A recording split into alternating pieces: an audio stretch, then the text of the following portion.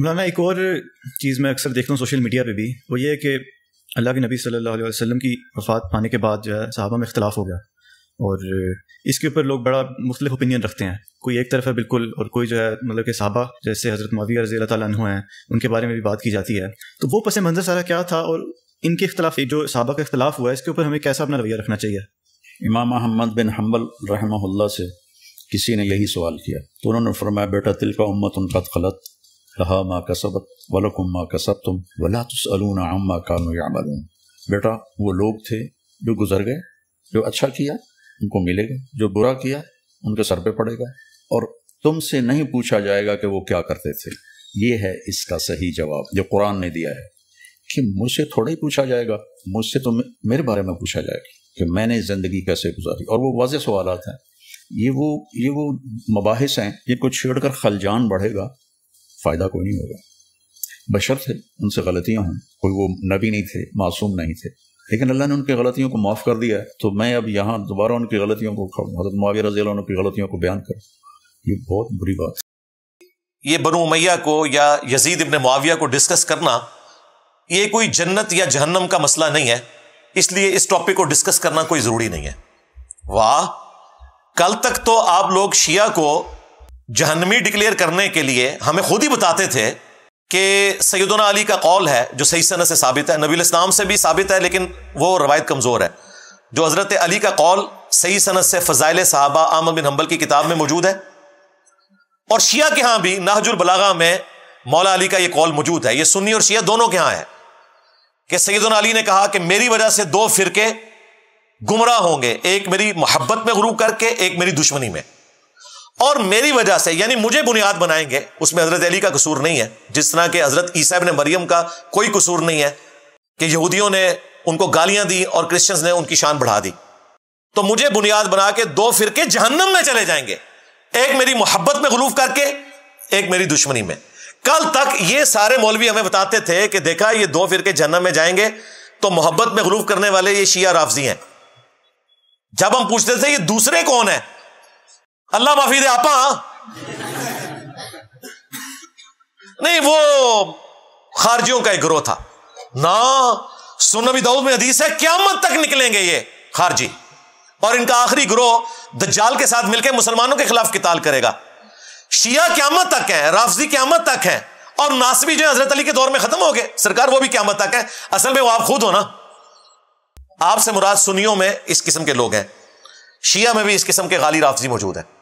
دونوں کو اپنے گھروں کی صفائی کی ضرورت ہے. تو کل تک تو ہماری جہنم اور جنت جڑی ہوئی تھی انہی چیزوں کے ساتھ.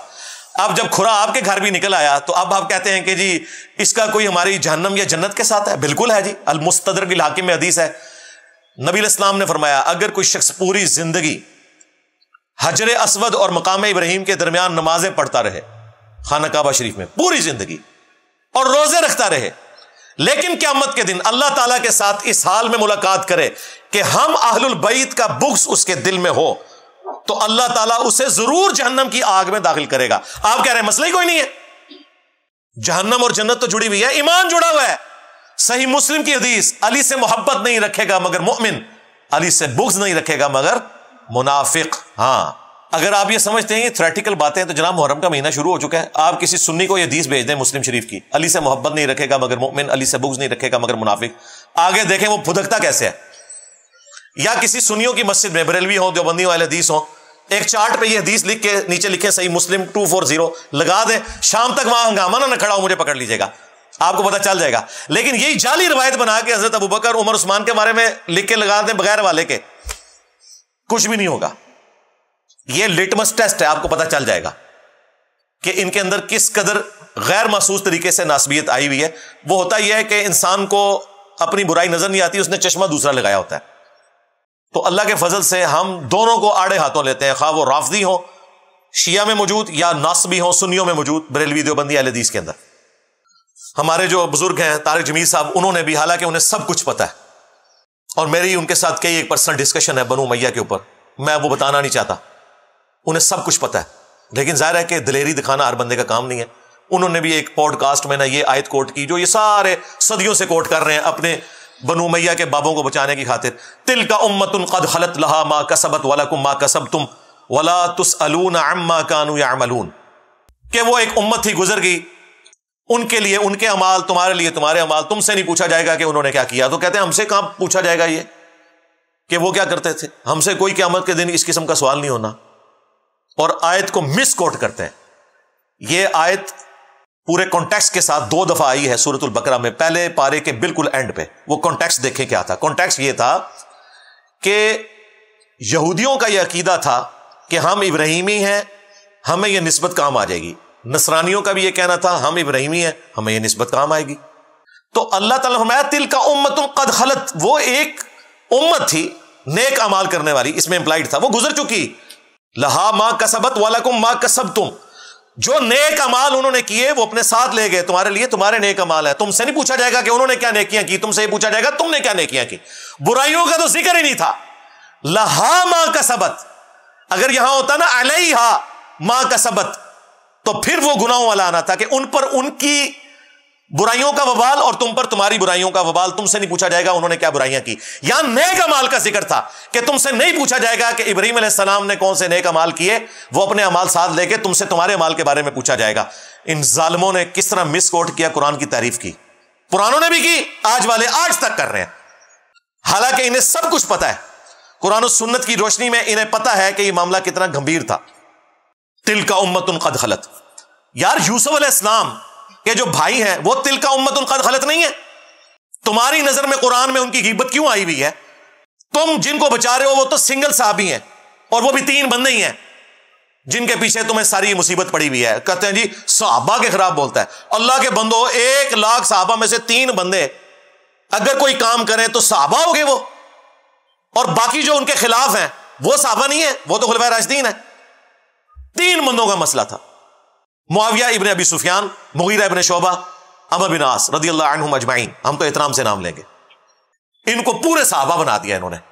اور دوسری طرف خلفائے راشدین، اصحاب بدر، اصحاب شجرہ، جو ان کی وجہ سے شہید ہوئے، قتل ہوئے، یہ لوگ ان کے ساتھ کھڑے ہوئے. ہم کہتے ہیں احترام اپنی جگہ، لیکن غلط ہے.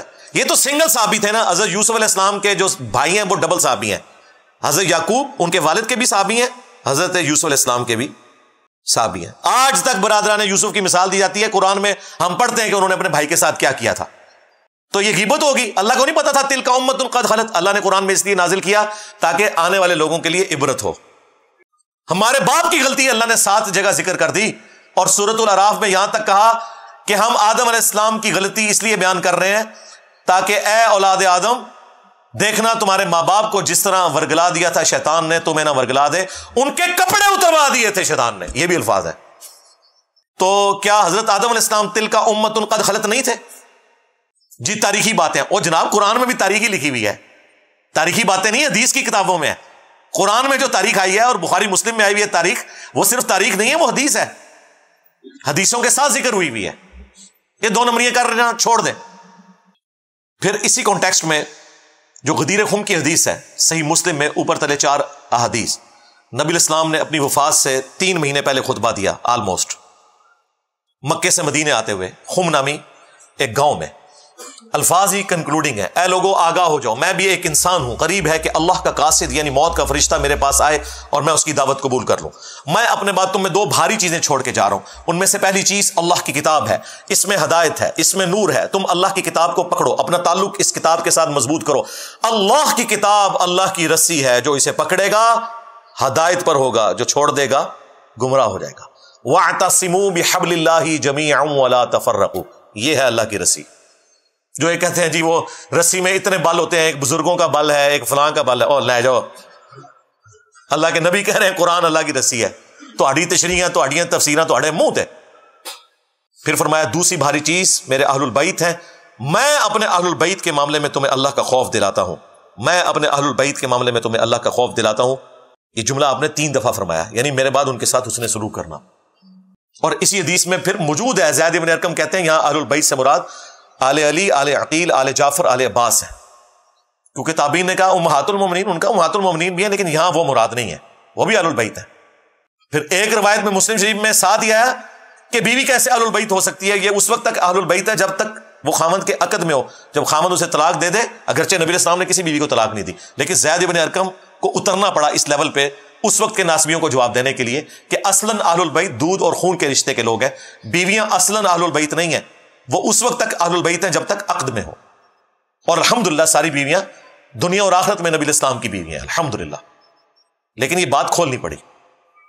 تو نبی الاسلام کہہ رہے ہیں کہ میں اہل البیت کے بارے میں تمہیں اللہ کا خوف دلاتا ہوں، یعنی ڈر جانا. اس زمانے میں اہل البیت کے ساتھ حسن سلوک یہ تھا کہ مولا علی کا ساتھ دیا جاتا جنگ صفین میں، اور کربلا میں سیدنا حسین کا. اور آج اہل البیت کے ساتھ حسن سلوک یہ ہے کہ آج جو بنو امیہ کے خدمت گزار ہیں انہیں ایکسپوز کیا جائے. اس زمانے میں ہم ہوتے تو حضرت علی اور حسین ابن علی کے ساتھ مل کر تلوار اٹھا لیتے ان کے دشمنوں پر.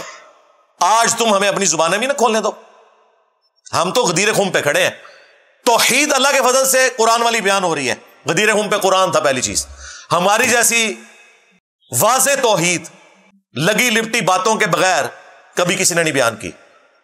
اہل حدیث کی بھی جرت نہیں ہوئی اس قسم کی توحید بیان کرنے کی. زیرو ٹالرنس ہے. تو غدیر خم پہ صرف قرآن نہیں تھا، اہل البیت بھی تھا. اس لیے ہم نے اہل البیت کا دفاع بھی پکڑ لیا. ہم آدھی حدیثیں نہیں پکڑتے، پوری حدیث کے اوپر عمل کرتے ہیں اللہ کے فضل سے الحمدللہ.